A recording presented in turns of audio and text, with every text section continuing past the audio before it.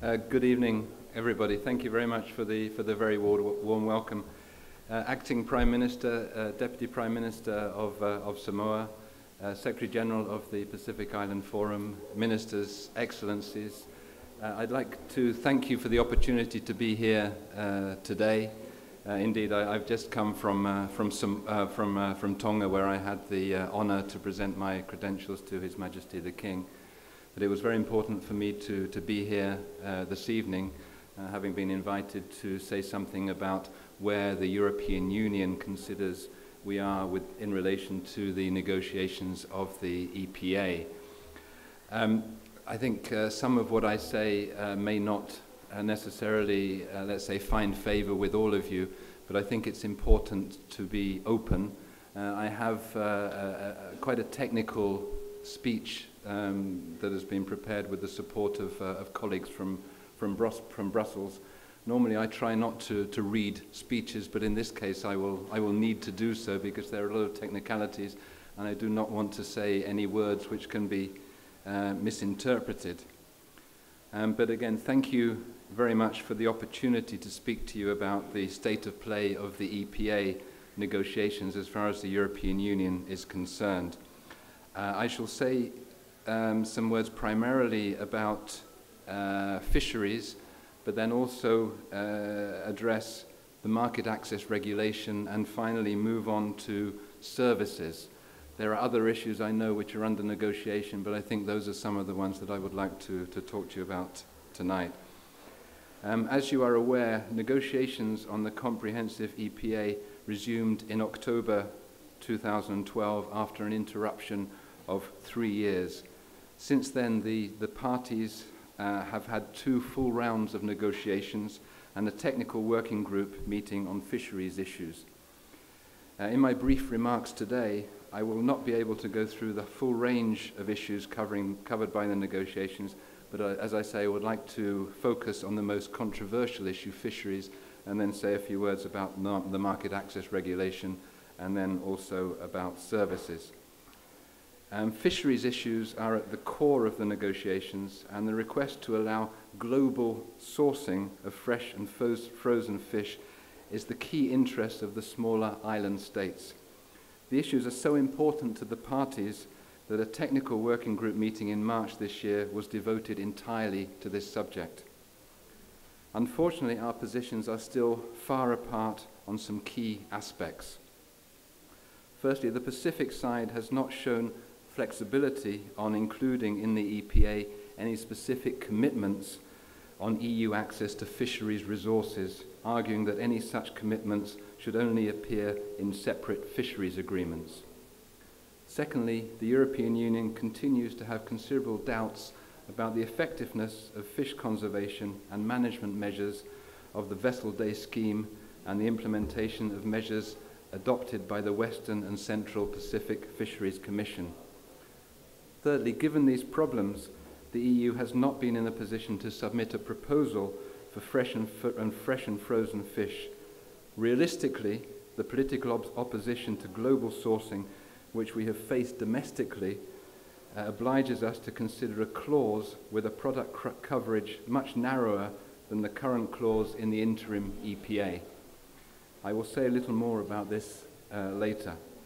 The potential development impact of global sourcing for fresh and frozen fish for the smaller islands still remains questionable. A report commissioned for the PIFs clearly shows that global sourcing is only one factor among many to determine the ability of the Pacific Islands to export fish products to the European Union. Economic environment, infrastructure constraints, the ability to comply with health and sanitation requirements and respect of EU legislation legislation on illegal, unregulated and unreported fishing, IUU, are all very important and in some cases imply significant capacity and governance building to cope with requests from the private sector. SPS and IUU in particular would require the establishment of a national competent authority for each island. Global sourcing for processed and preserved fish is of course included in the interim EPAs. It is currently applied in Papua New Guinea, and has triggered important investment projects in the fisheries sector in that country. You will be aware, however, that global sourcing also led to considerable controversy during the ratification process of the interim EPA in the European Parliament. It is by no means certain that the European Parliament would accept or even extend a clause in the comprehensive EPA. One of the issues raised was the possible impact of global sourcing on resource management. This is one of the reasons why we have to be certain that effective conservation and management measures for fisheries resources are in place in the region before we conclude a new EPA. The items that are outstanding in the fisheries chapter are not just numerous, but have a political poignancy that goes even beyond the EPA negotiations. For this reason, conclusion of the negotiations during the next round in June-July 2013 is simply not realistic. More time is needed at the technical level to narrow the considerable gaps in positions. Any bracketed texts would furthermore require clear political will for the heavy lifting required to bridge the gap. Just a few words now on the market access regulation, which I understand is of interest to many of you. The market access regulation only covers countries that concluded EPAs with the EU in 2007. In the Pacific region, this only includes Papua New Guinea and Fiji. On the 16th of April 2011, the European Parliament adopted an amendment to the market access regulation according to which countries that have not taken the necessary steps to ratify the EPAs by the 1st of October 2014 will be excluded from the market access regulation. These countries would therefore lose their duty-free and quota-free access system to the EU, which exists under the market access regulation. They could then accede to the generalized system of preferences. In the Pacific region, this would only concern Fiji. No other country will be affected by the amendment to the market access regulation, either because the country is covered by the interim EPA, Papua New Guinea, or because the country didn't conclude an interim EPA with the European Union in 2007 and was therefore not included in the market access regulation in the first place. The market access regulation only concerns the interim EPAs. It does not establish a deadline for the negotiations for the comprehensive EPA. No such deadline, in fact, exists. Finally, I want to say a few words about services. And here, the European Union is more than willing to discuss services in the context of the comprehensive EPA and to include a services chapter in the negotiations. What we are not ready to do is to conclude negotiations on an agreement which essentially covers trade in goods and only then negotiate services in parallel to the ratification process of the trade in goods agreement.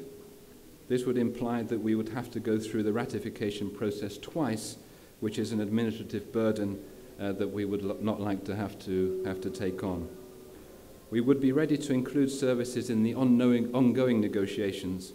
Before we do so, we should, however, clarify what exactly the expectations of the Pacific states are, in particular with regard to labour mobility. Excellencies, thank you very much for your attention. I hope that the messages here have been clear. Please don't shoot the messenger if you didn't like anything that I was saying. But my colleagues in Brussels look forward to further negotiations from the 24th of June to the 5th of July. And I know that the meeting that you're having here at the moment is preparing you well for the discussions there. Thank you very much indeed for your attention.